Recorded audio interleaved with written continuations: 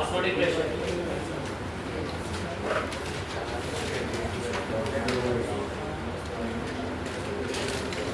जितना जल्दी चैप्टर खत्म होगा आपको छोड़ देंगे। कितनी देर है? ऑस्मोटिक प्रेशर वो तुम्हारे ऊपर है, जितना फास्ट आप अच्छी छोड़ दो। मेरे को चक्कर आ रहा है, तो करते हैं।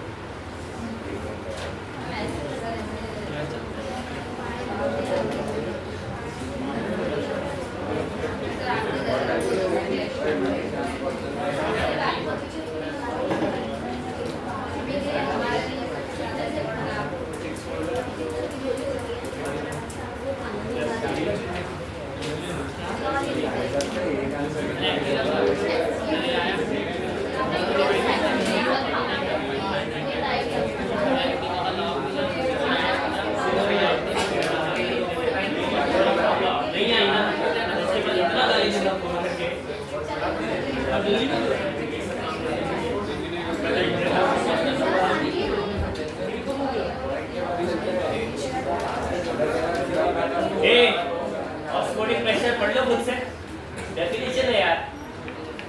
और बड़ी जो थी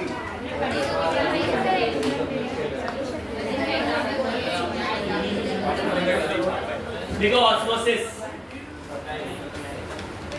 लिखे जाओ, 1 मार्क की डेफिनेशन है ऑस्मोसिस।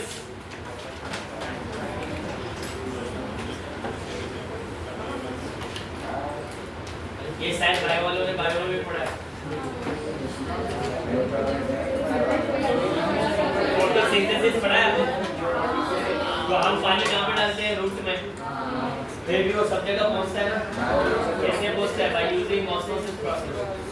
देखो the net spontaneous, the net energy, the net spontaneous flow of solvent, the net spontaneous flow of solvent molecule into the solution. Okay बेटा, तो इसके घर पे आएगा रुकेगा? घर पे आएगा? घर पे छोटा जाएगा? हाँ तेरी दीदी ने तो इसमें गाड़ी लाई है। The net spontaneous flow, the net spontaneous flow of solvent molecule into the solution,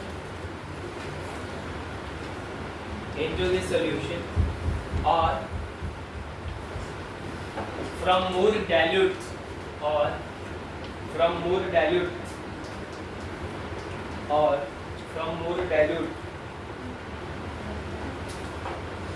solution to more concentrated solution through a semi-permeable membrane. The net spontaneous flow, फिर से बोल रहा हूँ रे, the net spontaneous flow of solvent molecule into the solution or from more diluted solution to more concentrated solution through a semi-permeable membrane is called osmosis.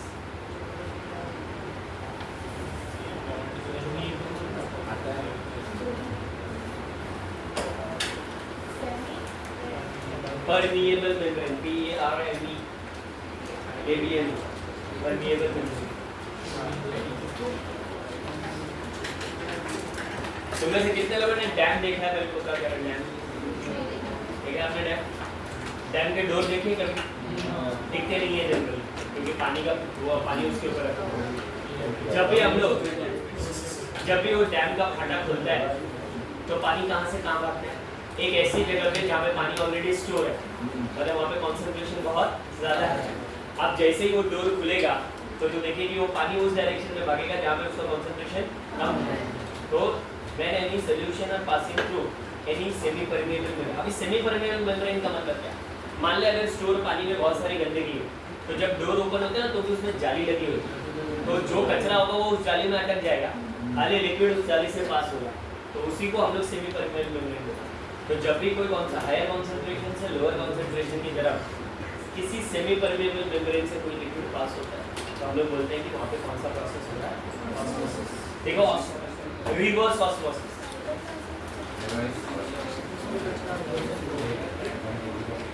क्या बड़ा रही है नहीं, reverse osmosis, the applied pressure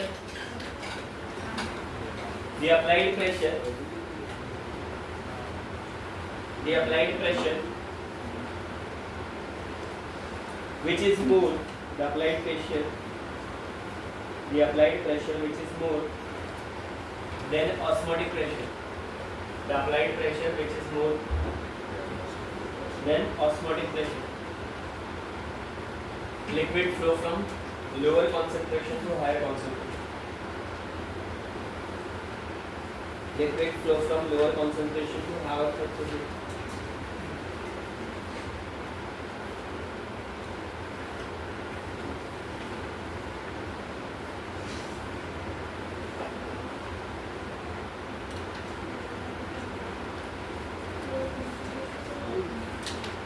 Lower concentration to higher concentration.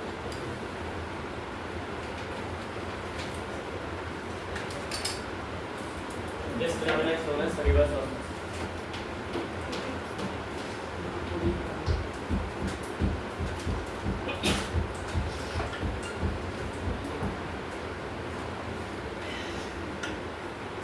Next heading है osmotic pressure. कोई बताएगा osmotic pressure क्या मतलब है?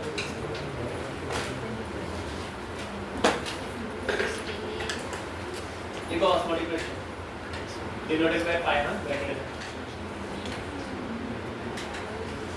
लिखो that applied pressure which stop the phenomena of osmosis, that applied pressure which stop the phenomena of osmosis. मान ले dam का दरवाजा खुल गया और पानी भाग रही है हायर से लोअर की तरफ, तो उस समय तू जितना प्रेशर अप्लाई करेगा उस दरवाजे को बंद करने से, उसी को हम लोग आसमान का समय osmotic pressure, that applied pressure which stop the process of what osmosis. मेरे हिसाब से इससे कुछ आएगा नहीं, डेफिनेशन छोड़। अगर तुमने पिछले 5 साल के पेपर देखे होंगे तो देखो इनकी डेफिनेशन बार बार आ रहा है, डिफाइन ऑस्मोटिक प्रेशर। हाँ, एक चीज बता दूं, एक छोटा सा है टर्म, ऑस्मोटिक प्रेशर को हम लोग डिनोट करते हैं पाई से, और पाई होता है CRP। अब तो बोलेगी सर ये आया कैसे? देखो, we know that what is ideal gas equation, कोई बताएगा मुझे? PV is equals to nRT, बराबर है? तो P is equals to N/V हो जाएगा, RT। मुझे बता P क्या है? MRT, मोलरिटी, और मोलरिटी उसमें क्या है? कंसंट्रेशन का, तो लिख सकता हूँ CRP। अरे है ना? तो when solution is very diluted, अगर बहुत ज़्यादा diluted है तो इसी की जगह पे P को हटा के हम क्या करते हैं? Osmotic pressure is equals to what? CR। इसको ध्यान से देखिए कौन सा ग्राफ दिखाएगा? y is equals to mx, तो ग्राफ ऐसा बनेगा, y की जगह पे पाई, x की जगह पे t, और ग्राफ पासिंग टू ओरिजिन, और ये हमारा आएगा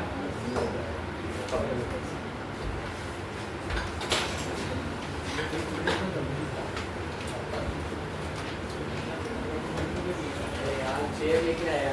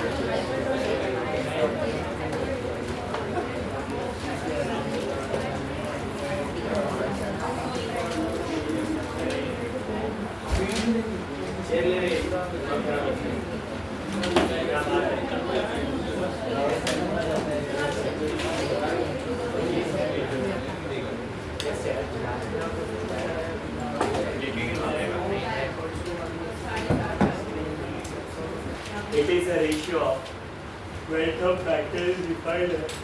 It is a ratio of theoretical mass.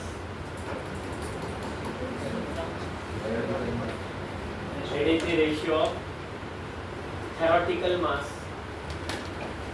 to the observed mass. Theoretical mass to the observed mass.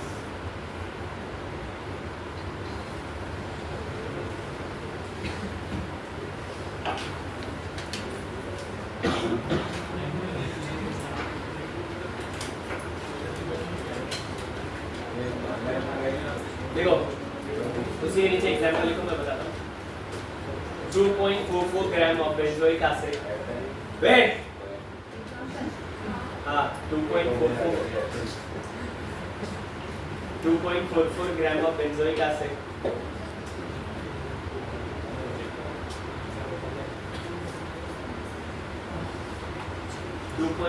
Gram of benzoic acid dissolved in benzene. Calculate the Van Hoff factor.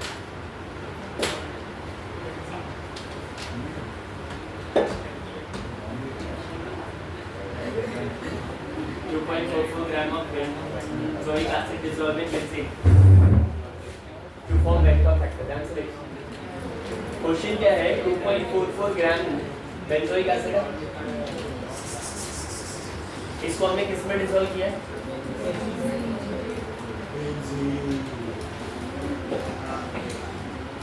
Benzene.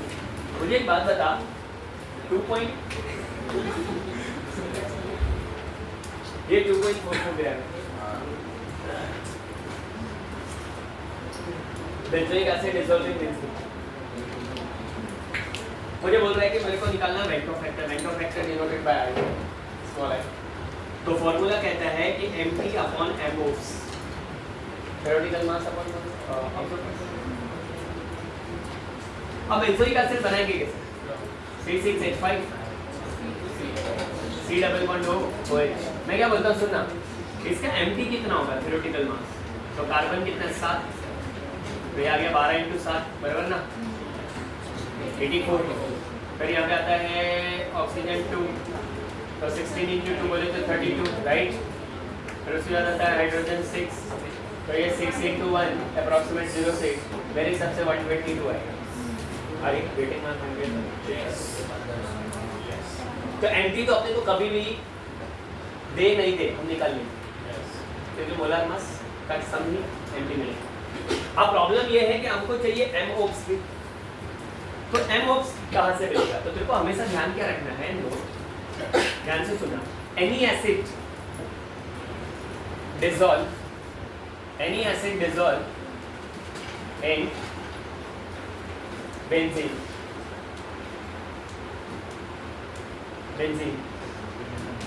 हमेशा क्या हो जाएगी? Dimerised. मतलब अब double कैसे होगी जरा वो जाते. C6H5 C double bond O. अब तू कैसे लिखेगा बोल फटाक से? H C double bond O C6H5 hydrogen bond से. तो इसका मास कितना था? 120 और इसका मास भी कितना है? 122. तो मेरा MOps कितना है? 244. तो मैं इधर पे रख दूंगा I is equals to 122 upon 244. Answer आ गया भाई. क्या बोल रहा है? मैं तो तुमको एक एग्जांपल बता रहा हूँ कि मतलब जो भी रहेगा उसका अप्रॉक्सीमेट है. अच्छा हमेशा 1/2 कैसे आएगा? क्योंकि हमेशा नीचे वाला डबल ही होगा ऊपर वाले. तो हमेशा सही. लेकिन मैं तो तेरे को ऐसा बता रहा हूँ कि वेन हॉफ फैक्टर कैसे निकालते हैं. मतलब एक्चुअल में वेन हॉफ फैक्टर है वो थ्योरेटिकल मास अपॉन ऑब्जर्व्ड मास. तुम्हारे टेक्स्ट बुक में 6 से 7 डेफिनेशन अलग अलग दी है और सबसे एक्यूरेट डेफिनेशन ये है. It's the ratio of theoretical mass upon observed मास.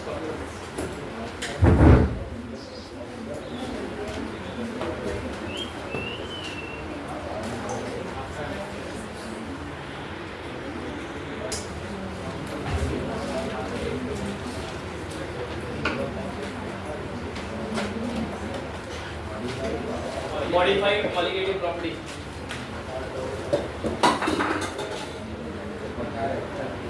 कितने लोगों को चारों कॉलिगेटिव प्रॉपर्टी के फॉर्मूलास याद है?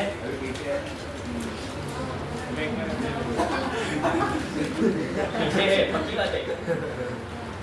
सबसे पहले कौन सा था? Elevation in boiling point. अरे सुन लो ना, जरा सुनो तो सही, मैं क्या कह रहा हूँ। पहले पागलों जैसी हरकतें करने लगे।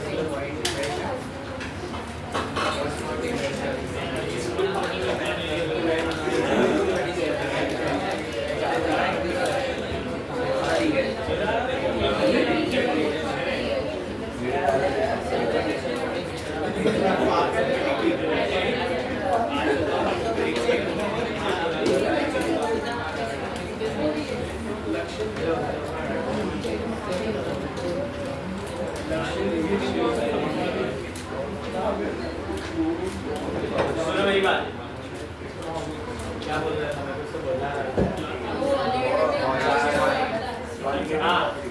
Delta TV is equals to KV into M था। अब लिखेंगे मॉडिफाइड डेफिनेशन है, delta TV is equals to i into KV into M. Delta TF is equals to i into KF into M. RLVP is equals to, तुमको पता है, i into XB. फिर osmotic pressure में होगा pi is equals to i into C into i into T. कोई बताएगा ऐसा क्यों किया?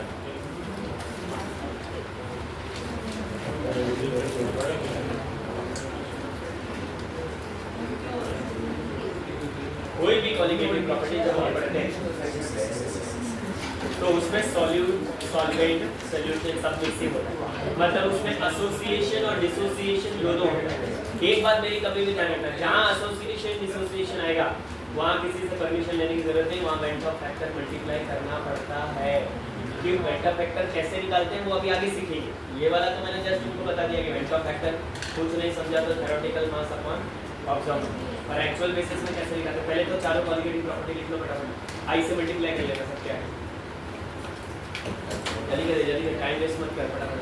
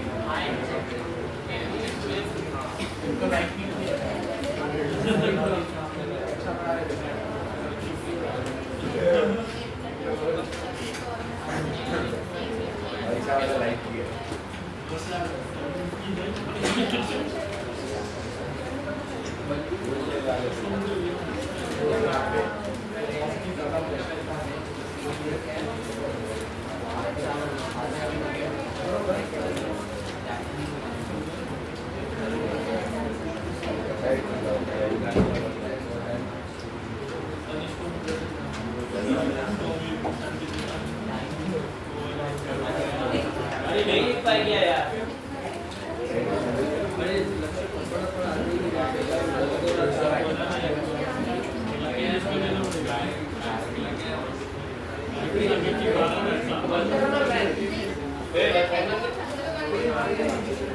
इसको तो नहीं लिखो, पीछे कौन है?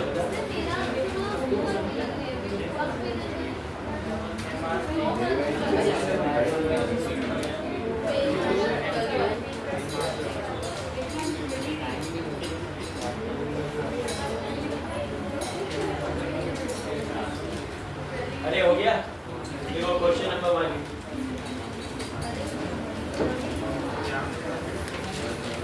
Which of the following solution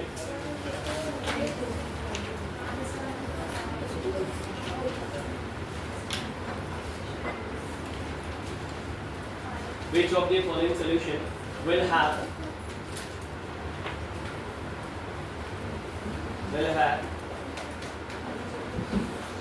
higher freezing point, depression, higher freezing point in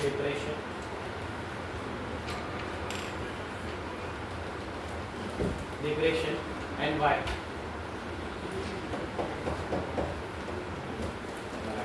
Number one, 0.1 molar, sorry, 0.1 molal, molal मतलब मोलाल NaCl,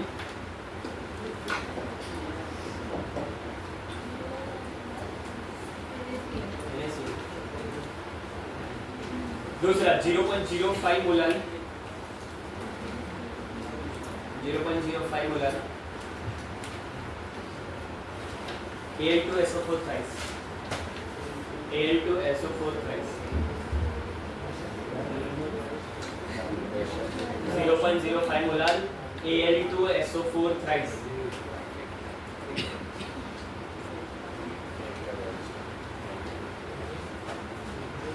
सुन मेरी बात ध्यान से, जैसा मैं करा रहा हूँ वैसे ही फॉलो करते जाओ। 100% नीट जेईई और सीईटी कौन से भी एग्जाम में जब ये क्वेश्चन आएंगे, पहला मुझे बता क्या दिया बेटा, मोलाल NaCl, ध्यान दे इधर मुझे बता NaCl को छोड़ेंगे तो क्या मिलेगा, क्या यहाँ तक कोई दिक्कत है? मुझे बता ये किसका कितना दिया, 0.1 मोलर, अगर इसके एक मोल से इसका एक ही मोल बन रहा है और इसका भी एक मोल बन रहा है तो इसकी भी वैल्यू कितनी होगी, 0.1, अरे हाँ ना, तो मुझे बता टोटल नंबर ऑफ पार्टिकल कितना है, 0.2 मोलर, कितना है 0.2, मतलब इन दोनों का सम। अब मेरे पास दूसरा कौन सा दिया है, कितना दिया, 0.05 मोलर, क्या Al2SO4 थ्राइस। मुझे एक बात बता बेटा, Al2SO4 थ्राइस कोई बोलेगा नहीं, बोल से कैसे ब्रेक डाउन करेंगे,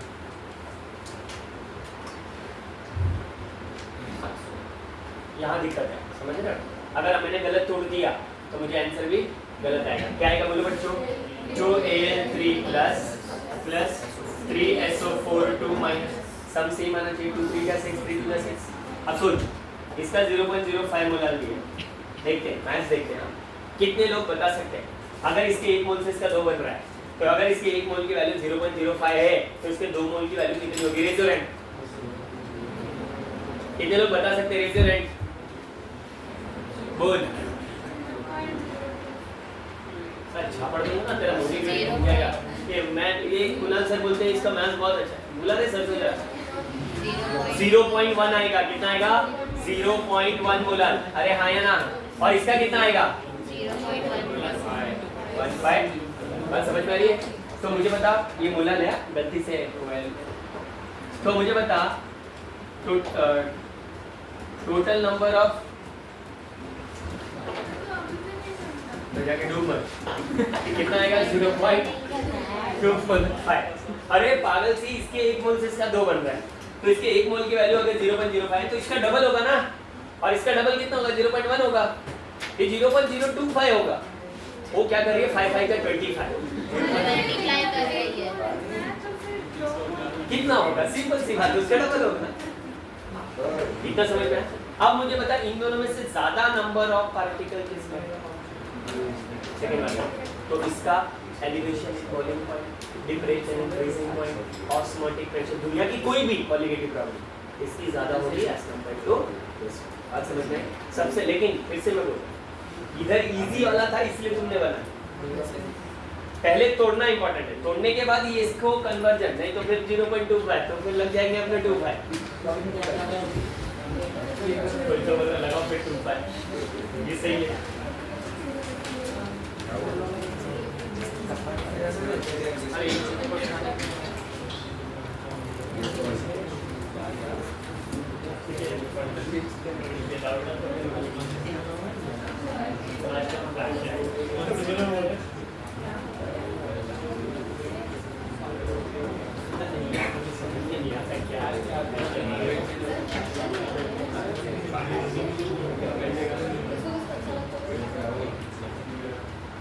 अच्छा लगा मुझे फ्रैक्शन Al2SO4 thrice हाँ उसी के Al2SO4 thrice Al2SO4 thrice solution contain Al2SO4 thrice solution contain अरे नोट है यार Al2SO4 thrice solution contain more number of particle than NaCl solution hence Al2SO4 thrice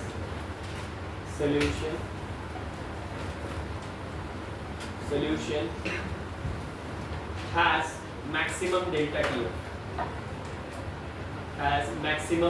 TF बोलिए ना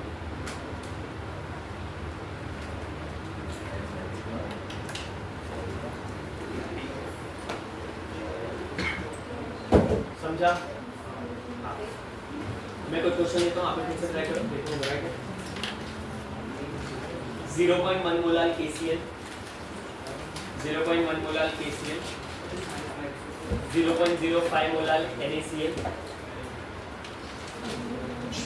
0.1 molar KCl 0.05 molar NaCl 1 molar बोलो क्या 1 molar AlPO4 लिखा and 4 0.1 molar MgSO4 0.1 molar MgSO4